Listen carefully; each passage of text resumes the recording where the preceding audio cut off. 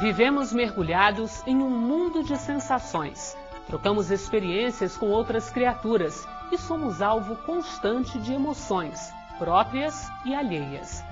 Mas de que forma os pensamentos e as emoções influem no corpo? No Terceira Revelação de hoje, vamos conversar com o médico espírita Alberto Almeida, que vai nos explicar as consequências físicas e espirituais de sentimentos negativos, como raiva e agressividade. A energia agressiva, ela faz parte da estrutura do ser de uma forma geral. No quadro Lição de Vida, você vai conhecer Elaine, uma jovem mãe que vive uma experiência emocionante. E ainda, livros e uma reportagem sobre como os pensamentos modificam a organização molecular da água. Nós já voltamos.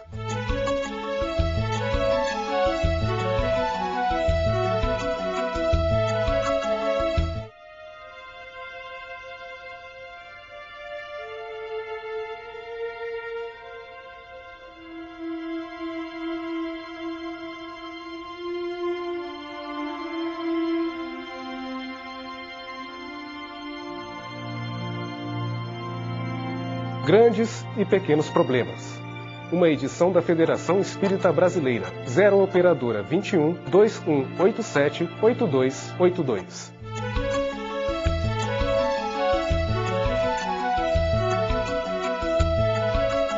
O pesquisador japonês Masaru Emoto estudou durante 8 anos a reação das moléculas de água aos sentimentos. Saiba um pouco mais sobre essa pesquisa na reportagem a seguir. Água. Cerca de 75% de nosso planeta é feito de água. São 1.454 milhões de quilômetros cúbicos desse líquido. Ao observar as moléculas de água, o pesquisador japonês Masaru Emoto confirma algo que os espíritos afirmam há algum tempo. Os estudos do Dr. Emoto, amostras de água de diversos pontos do mundo foram analisadas e comparadas.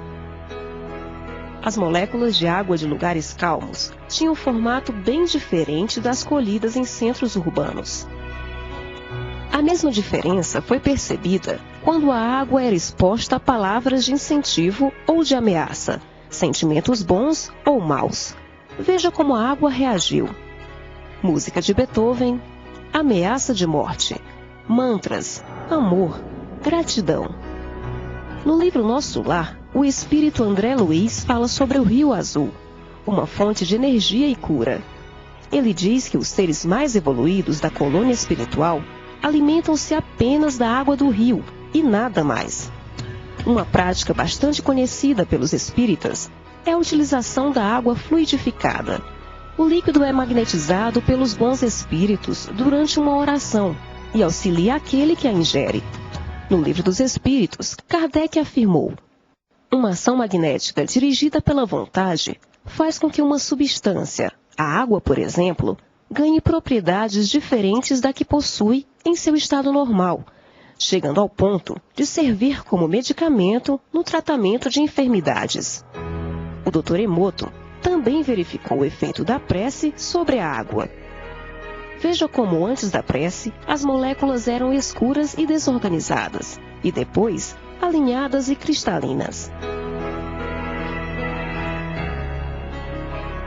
Assim como o planeta Terra, cerca de 75% do corpo humano também é composto de água. E se a água se desorganiza com os maus sentimentos, isso significa que pelo menos 3/4 do nosso corpo sofre o mesmo quando cultivamos raiva, ódio, rancor e agressividade. Será que vale a pena? Pode um sentimento negativo ser transformado em algo positivo? O médico Alberto Almeida garante que sim. Ele é o nosso convidado para falar sobre o direcionamento de atitudes como a agressividade. Alberto, agressividade é natural, é comum, é do ser humano? A energia agressiva, ela faz parte da estrutura do ser de uma forma geral. A doutrina espírita traz na lei de destruição a análise, portanto, dessa posição de agressividade. A forma como nós trabalhamos a agressividade é que pode ser destrutiva ou construtiva.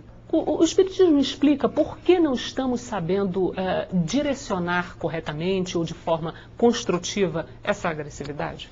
Essa agressividade, por estar desconectada de princípios morais, ela fica a serviço apenas da pulsão animal. E ela, então, exterioriza-se como raiva, como cólera, como irritação, mau humor, como crueldade. E é a forma como ela se expressa, por não estar balizada por sentimentos e valores éticos, ela então assume essa deformidade.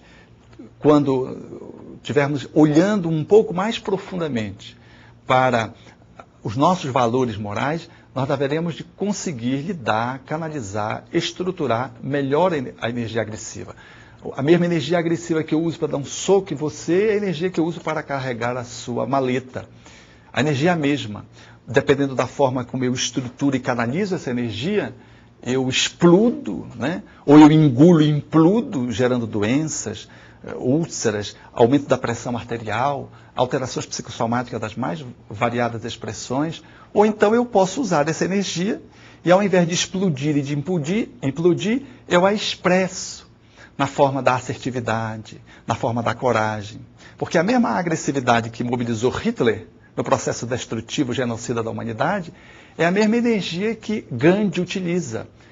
Mas, sendo que Gandhi, essa energia está a serviço de um processo construtivo. Agora, o Espiritismo, de alguma forma, pode nos auxiliar a fazer essa transposição, ou seja, passar de uma manifestação negativa da agressividade para uma manifestação positiva e construtiva? Pode, na medida em que ele nos convida a que possamos acolher, reconhecer essa energia fazendo parte da nossa estrutura, o nível em que ela está, o movimento que ela faz, acolher, e na medida que ela acolhe, dar um trato educativo, porque a negação da agressividade nos gera muitos transtornos, que culminam às vezes no suicídio e no homicídio. A implosão de uma agressividade embutida contra si mesmo, por exemplo, a raiva que temos de nós, manifesto de uma culpa, às vezes nos leva a entrar no processo depressivo e a suicídio. Ou a raiva que eu tenho de alguém me leva, às vezes, a uma agressão à integridade física e, às vezes, até um homicídio.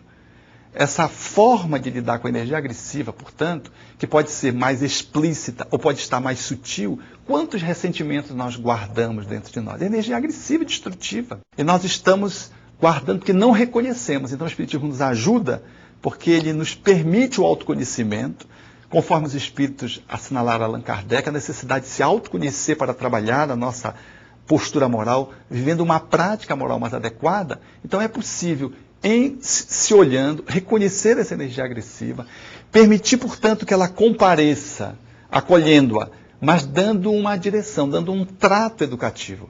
Penso que o trato educativo talvez seja a grande contribuição que o Espiritismo tem a nos oferecer para transformar a nossa agressividade numa energia que esteja a serviço da construção da humanidade e da nossa felicidade, da nossa saúde. Devemos sentir vergonha por sentir raiva ou por ter vontade de ser agressivo num momento ou em outro? Se sentirmos qualquer desses sentimentos, eu acho que devemos reconhecer que estamos sentindo. Esse é o passo fundamental para fazer contato com a realidade nossa, se queremos ampliar o nosso processo de mudança, se queremos amplificar o nosso jeito no mundo. Então, ter vergonha da raiva que temos é, de alguma forma, negar aquilo que eu ainda sou. E se eu nego, eu coloco embaixo do tapete. Se eu coloco embaixo do tapete... Não resolve. Não resolve, mas dia menos dia, isso vai comparecer. E vai me comparecer traindo-me numa situação que às vezes vem repentina, e eu me surpreendo com a minha agressividade, às vezes que extrapola as medidas da conveniência social, né? E eu não me reconheço. Todas as vezes que a gente não se reconhece, às vezes há uma grande negação por conta dessa vergonha.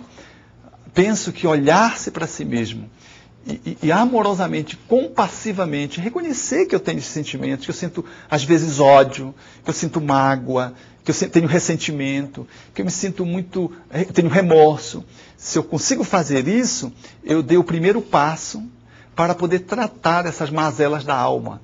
que, de alguma forma, vão me destruindo as entranhas do ser, que se refletem no meu corpo gerando doença, que se fazem conexões espirituais, com conexões espirituais obsessivas dramáticas, e que impedem o meu relacionamento interpessoal, seja na família, seja na atividade pública, do trabalho. Quantas vezes somos dispensados porque perdemos a cabeça? A gente costuma dizer, eu fiquei cego de raiva. E a gente fica cego de raiva.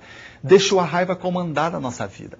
Então eu acho que quando nós deixarmos de ter vergonha, para admitir que nós temos esses sentimentos, sem deixar que eles sejam maiores do que nós, portanto, sendo senhores deles e não escravo dessas pulsões destrutivas, aí nós estamos no comando e temos condições de transformar. Porque o nosso objetivo é esse, é transformar essas energias agressivas destrutivas, dando uma canalização para o bem, fazendo com que essas energias possam me impulsionar para o trabalho, elas possam agenciar e potencializar e catalisar as minhas ações no bem. Quantas vezes a minha agressividade, ao invés de eu explodir dentro do lar, eu reconheço a minha agressividade, acolho e coloco a minha energia agressiva, por exemplo, na favela, trabalhando com os necessitados, educando aquela minha agressividade, que vai se transformando, às vezes, em devotamento, em renúncia. Alberto, nós vamos fazer um rápido intervalo e já voltamos para a segunda parte da entrevista sobre raiva. Até já.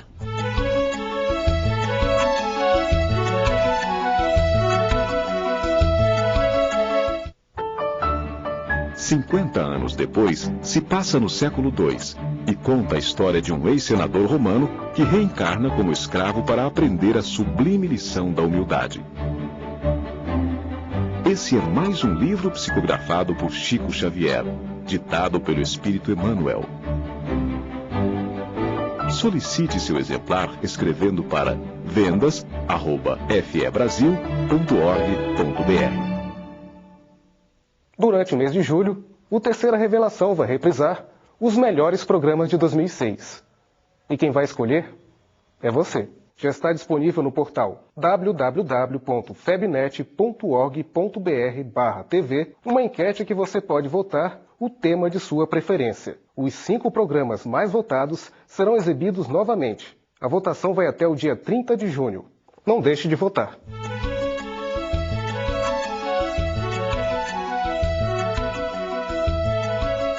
Voltamos para a segunda parte da entrevista sobre raiva. O entrevistado é o médico Alberto Almeida. Alberto, Jesus conheceu, experimentou esse sentimento que é a agressividade?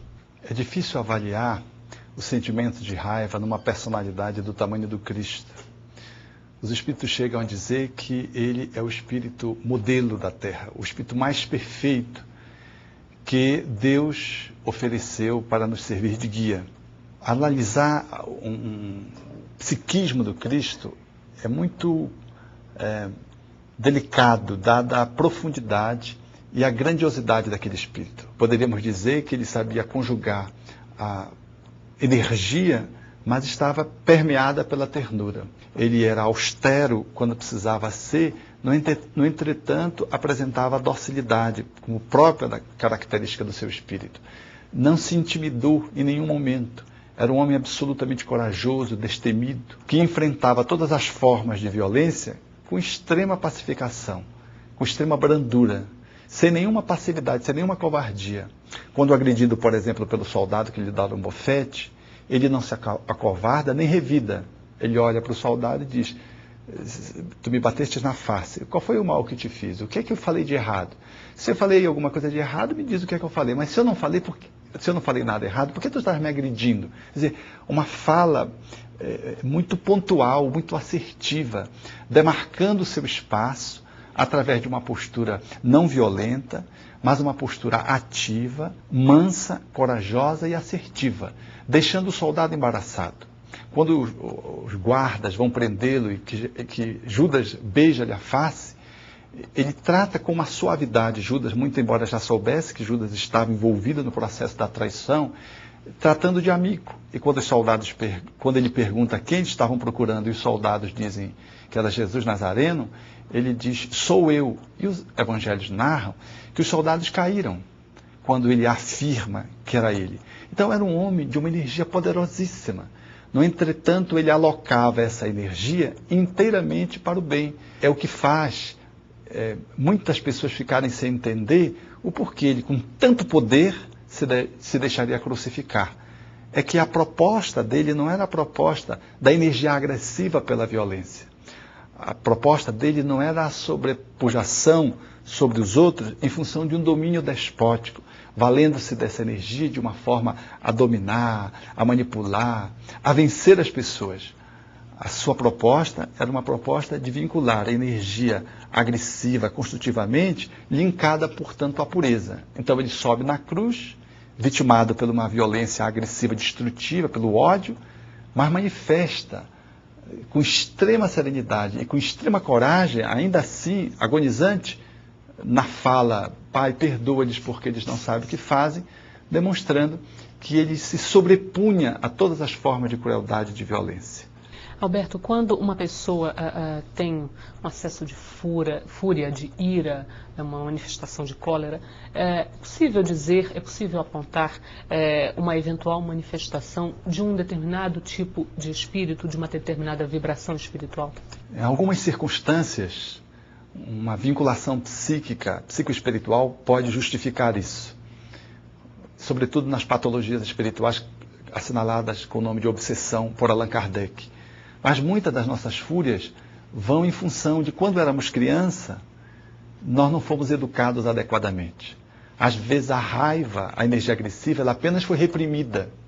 Ou então, deixou-se a criança extravasar o seu sentimento impulsivo de agressividade sem nenhum norteamento. E ela ganhou espaço de manifestação. Como é que a gente conduz adequadamente esse tipo de manifestação numa criança, já que ela está em formação e, teoricamente, ainda é possível dar um bom exemplo, enfim, um bom encaminhamento para esse tipo de situação? A gente deixa a criança manifestar a sua agressividade, sem, entretanto, reprimi-la, mas sem tampouco permitir que essa agressividade se legitime com um estímulo de modo a que ela possa se sentir incentivada a manifestar essa agressividade destrutivamente. Às vezes a criança precisa chorar o seu choro e concluir aquela etapa de frustração. Aquele não, ele precisa levar a criança a entender que aquela atitude é uma atitude inadequada. Mas quando a criança começa a entrar numa frustração de uma agressividade, por exemplo, destrutiva, que você está tentando corrigir, você traz ela para o colo e diz: pronto, não chore mais, passou. E a criança fica confusa, porque ao mesmo tempo que você diz não, você diz sim. Não fica claro para ela o que ela deve fazer. Não fecha. Nós temos que deixar ela fechar, ela esgotar aquele processo. Ao esgotar aquele processo, passa. Então nós refletimos sobre isso. A educação da repressão, da agressividade, da punição, do castigo, ela é profundamente nociva. Mas a permissividade, deixando que o ser expresse a sua agressividade, sem nenhum norteamento, ela é igualmente permissiva. Vamos ter duas pessoas violentas postas na Terra. Allan Kardec consagraria isso quando colocou a mensagem do Espírito Hahnemann, quando ele fala da agressividade, da cólera, a cólera concentrada e a cólera expandida. É esse processo educativo que permite, de algum modo, que o ser não trabalhe bem a sua agressividade. Então, nem o não por si mesmo e nem o sim permissivo. É o sim, não, numa conjugação adequada e pela modelação, porque a criança ela aprende notadamente pelo exemplo. Então, vendo os pais, a referência do comportamento dos pais, como eles lidam com a agressividade, a criança vai aprendendo. E a reflexão que se faz sobre a sua contrariedade, sobre a frustração que se estabeleceu quando se deu não, quando ela sai, por exemplo, batendo o pé no chão, nós temos a oportunidade de avaliar se ela bate a porta do quarto. Nós temos esse o encaixe adequado para nós oferecermos espaço de reflexão e analisarmos se aquele comportamento ele está extrapolando ou não. Porque não se espera que, por exemplo, dizendo para o adolescente ir dormir e deixar de ver a televisão, que ele saia silencioso e feliz. Porque é um absurdo, ele não está fazendo contato com o sentimento dele. Mas a gente não pode deixar ele quebrar a televisão, quebrar a porta do quarto, acordar o vizinho do prédio porque vai dando pisão no chão.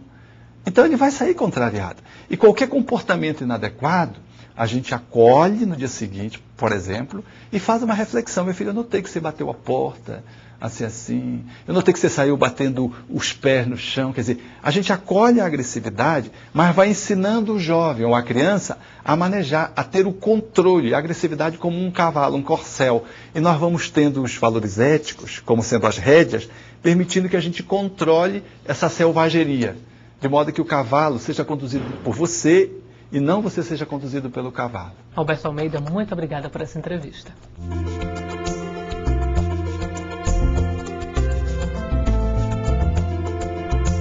Bem-aventurados os brandos, porque possuirão a terra. Bem-aventurados os pacíficos, porque serão chamados filhos de Deus. Com essas palavras, Jesus transforma em leis morais a brandura, a moderação, a mansuetude, a afabilidade e a paciência. Em diversos momentos, ele nos recomenda evitar a violência, a cólera e até toda expressão descortês de que alguém possa usar para ferir o próximo. E como ferimos? Somos irônicos, sarcásticos, quando não maldosos com familiares, amigos, companheiros de trabalho. E, no entanto, essas pessoas são tão caras ao nosso coração. Jesus nos adverte para a necessidade de tratar bem a todas as criaturas, porque sabia que toda palavra ofensiva exprime um sentimento contrário à lei do amor e da caridade que deve presidir as relações entre os homens. O Espiritismo ensina que a caridade para com o próximo é a lei primeira de todo cristão. Para ler mais sobre o assunto, recomendamos o capítulo 9 do Evangelho segundo o Espiritismo. Bem-aventurados os que são brandos e pacíficos. Para quem gosta de mensagens, nossa sugestão são os livros Caminho, Verdade e Vida, Pão Nosso, Vinha de Luz e Fonte Viva, todos ditados pelo Espírito Emmanuel e psicografados pelo médium Chico Xavier. No próximo bloco, você vai conhecer a comovente história de Elaine, no quadro Lição de Vida.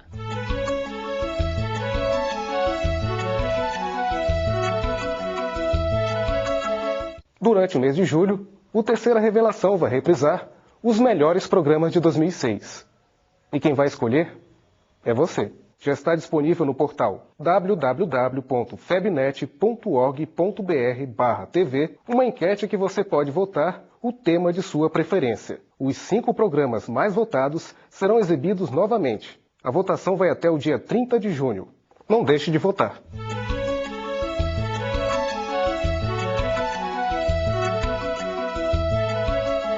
Um filho é capaz de despertar em nós uma insuspeita coragem, uma força impressionante. Foi o que aconteceu com Elaine, uma jovem mãe que vive em Brasília.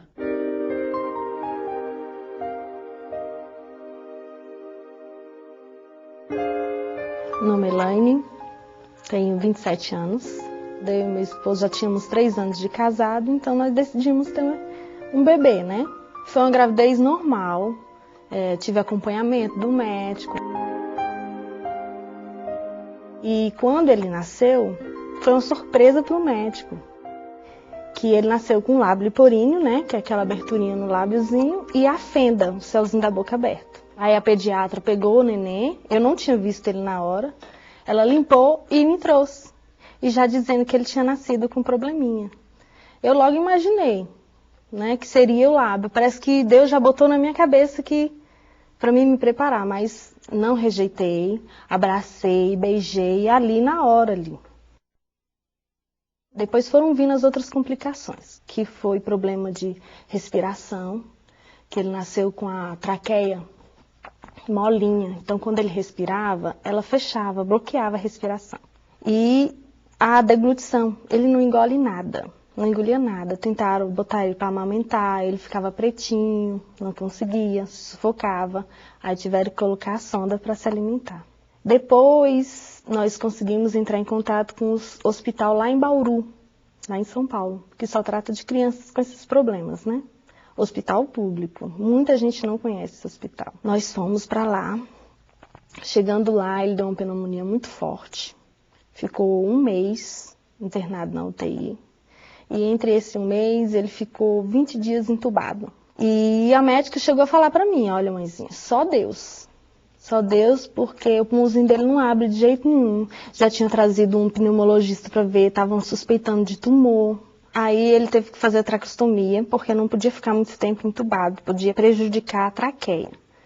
Depois que fez a traqueostomia, ele melhorou, o pulmãozinho dele abriu. Aí foi melhorando. O raciocínio dele, graças a Deus, ele é normal, não tem, assim, a parte mental dele é normal. Porque algumas crianças que nascem com esse problema, ela tem problemas mentais. Só que ainda ele não fala por causa da traqueostomia, né, que atrapalha a fala, mas ele tenta se comunicar por gesto. A gente ensina ele para ele se comunicar com gestos e ele vai aprendendo. Eu fiquei 3 anos sem trabalhar por causa dele, né? Tive que largar o serviço porque eu não tinha condições de deixar outra pessoa cuidar dele. Eu tinha que ir de 6 em 6 meses para Bauru. E hoje, como ele já está maiorzinho, a minha irmã que cuida dele para eu poder trabalhar. Nós nunca tivemos vergonha, mesmo ele estando na época com o lábiozinho aberto, a gente nunca tivemos vergonha. Se você tiver preconceito, as pessoas também vão ter. Sempre saí com ele no hospital, porque ele, pela pecinha que ele usa, a traqueostomia, muita gente fica olhando e tudo. Tem pessoas que não sabem o que é aquilo, mas a gente age naturalmente, a gente responde. Tem pessoas que não sabem perguntar, você tem que saber responder. Uma coisa que eu aprendi muito, a ter mais humildade. A resposta é Deus, somente Deus. Meu filho só está vivo hoje por causa dele. Meu sonho é de ver ele feliz. E ele sempre lutou. E a gente via ele lutando para sobreviver. E hoje ele está aí, firme e forte. Nós vamos retornar agora em Bauru para ver se ele tenta tirar a traqueostomia. E, com o tempo, tirar a gastrostomia. E aí ele vai ter uma vida normal, graças a Deus. Eu amo meu filho de coração. É a família que eu sonhei, com certeza. É uma lição de vida.